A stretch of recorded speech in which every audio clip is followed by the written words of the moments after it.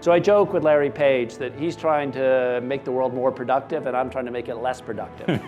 Okay, so my goal is to be better than Google at reducing human productivity and getting you to love life and not work. And he's built a company with great culture and great values. Okay, so then the question is, Reed, what do you do to not lose a culture if you believe you've got a great one early on? Yeah, I mean, one of the most common questions new employee asks is, how do we preserve the culture? And I say, well, to preserve something, to pickle it is the wrong solution. We're not trying to preserve the culture, we're trying to make it better. And it's materially better than it was 5 years ago, and I'll cite a couple of specific examples. And then say, you know, well, your job, in addition to doing your role, is to figure out how do we get even better?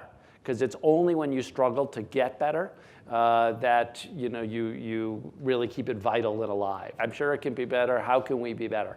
And so it's that struggle to improve that keeps it fresh. So talk about your first startup, which was Pure, right? Pure software.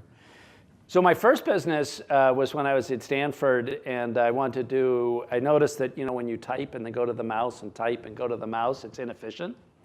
And I wanted to be able to type faster, so we developed a foot mouse. And you controlled it with a foot, and it's amazing what you could do. And it turns out if you do this for more than a few minutes, your leg gets really sore, and the mouse gets really dirty. It's a very dirty environment on the floor. And I thought would be transformative of human productivity turned out to be a disaster. So that went down. So this is a question. What's the most important thing to do, if you can think back to it? You have to be authentic. I mean, you've got no hope if you try to pretend to be Reed Hastings or Mark Zuckerberg or Bill Gates or whoever you've met. That is crazy. And you got to really get comfortable with yourself, your strengths and weaknesses. People are inspired by authenticity, and I'm just surprised how many people feel like they're acting or try to act. And you may be a really quiet person, and that's fine. But if you have that fierce will, that desire for the institution, the company to be great, and your own role in that is secondary, and you authentically express that in whatever ways you do, then you'll be greatly accepted. Okay, and so that's all it takes, is to be authentic and not try to be something else, and to fundamentally care at your core about what's good for the company. And if everybody knows and you act in the notion of what's good, as best as your judgment can tell, what's good for the company, they will see that, and people will follow you, and they won't be cynical. It's when you hide things, it's when you pretend, that you lose trust very quickly. So Netflix, by the numbers, it accounts for 35% of the traffic on the internet. You have 65 million subscribers. What are your superpowers?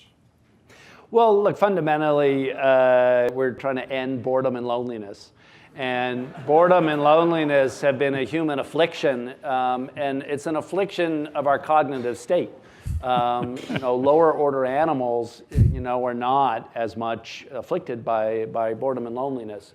And entertainment arose as a way to cope with boredom and loneliness. And we're really trying to do much better entertainment. And when you think about it, like some moment when you had with a friend and you watched some incredible TV show, and how connected you felt with your friend and with the show and with the characters, and how if you're in the middle of a series you can't wait to get home that night and watch the next episode. I mean, that is a great feeling, and that's what we're trying to bring more of. So I joke with Larry Page that he's trying to make the world more productive, and I'm trying to make it less productive. Okay, so my goal is to be better than Google at reducing human productivity and getting you to love life and not work.